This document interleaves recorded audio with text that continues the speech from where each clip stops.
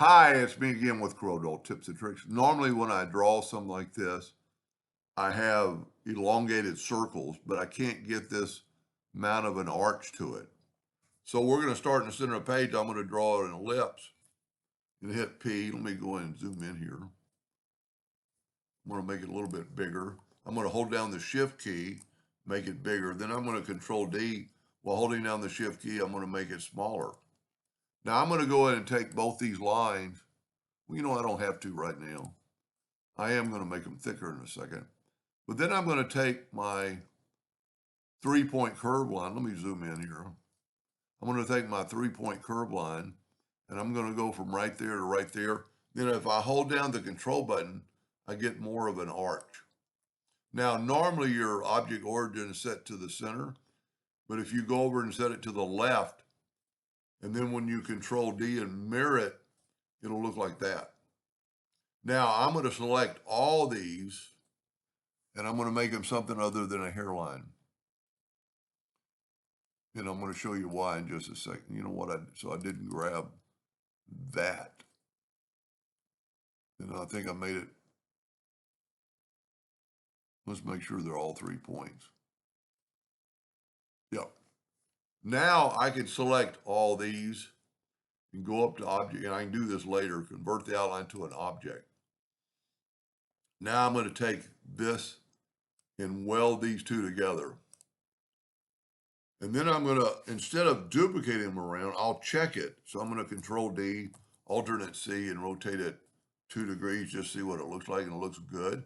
So I'm going to delete that. I'm going to grab that this item.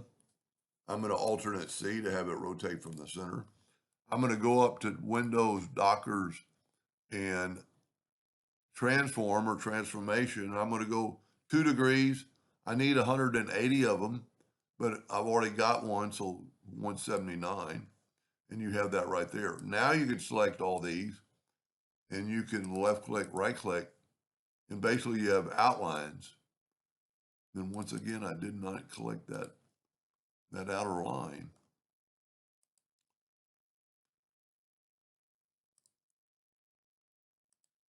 Wow. Tell you what, let me nudge that down.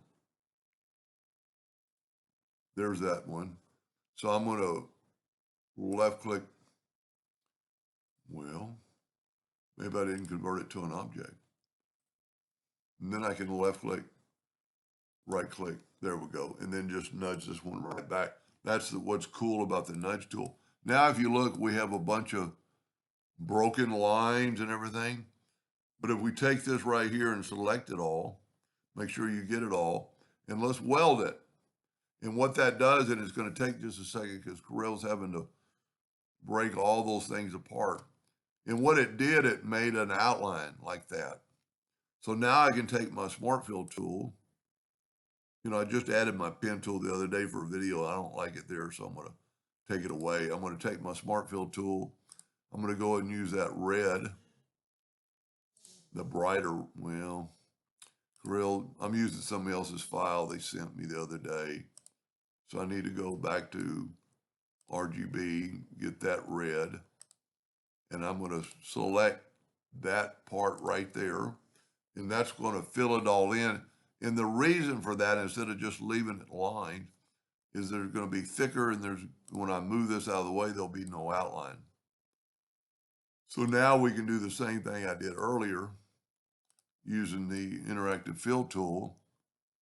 I can select my line and go, I always do this. I like red and yellow, and I'm going to put yellow over here. And that's a pretty cool effect. I like it being an object. You could have done it with line colors and like if you were going to cut that out, that would cut out, just make it red. So it's a cut line and a hairline. And you could cut that out.